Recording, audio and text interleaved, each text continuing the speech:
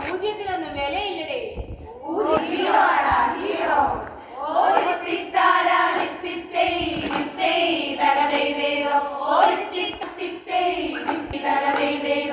കൂട്ടലും കുറയ്ക്കലും ഗുണിക്കലും ഇല്ലാതെതൊന്നും നമുക്ക് സാധ്യമല്ലല്ലോ.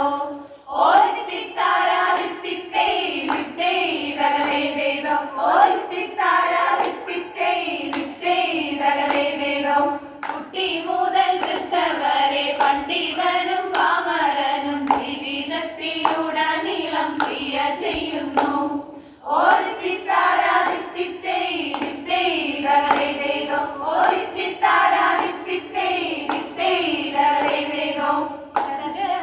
ത്രികോണവും കോണം കോളവും തുടങ്ങി നിരവധി ജാമിനി രൂപങ്ങളുടെ പേരെ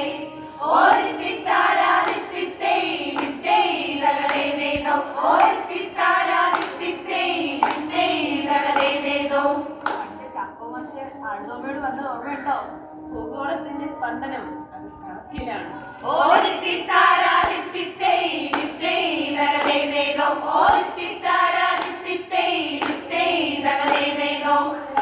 സാഹിത്യവും പിന്നെ ശാസ്ത്ര വിഷയങ്ങളിലും എല്ലാത്തിലും ഉണ്ടായി ഗണിതമുണ്ടല്ലോ.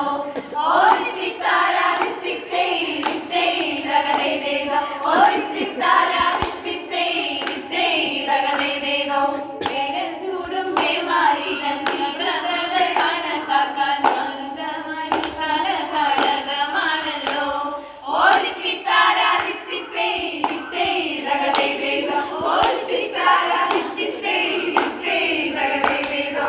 എന്തിനേറെ പറയുന്നു, ചിട്ടയായ ജീവിതത്തിൽ പ്രധാന ഘടകം ഗണിതമാണല്ലോ.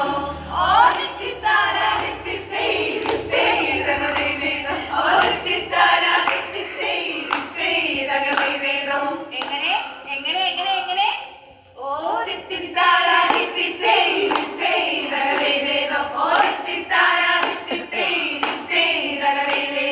സംഖ്യകളുടെ വിന്യാസത്തിൽ പായും സൂചിക്കുട്ടന്മാരിൽ ഒരാൾ നിന്ന ദിനചര്യ താളം തെറ്റുമല്ലോ.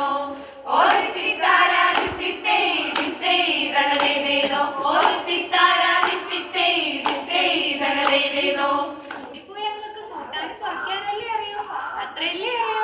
അത്രയൊന്നുമില്ല. കേൾക്കണോ കേൾക്കണോ?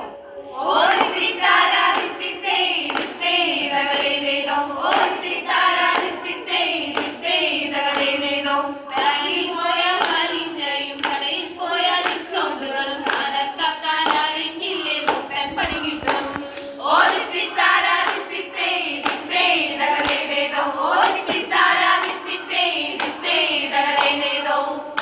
ഇനി കാവിലെ അടുത്ത പാട്ട് മത്സരത്തിൽ കാണാം.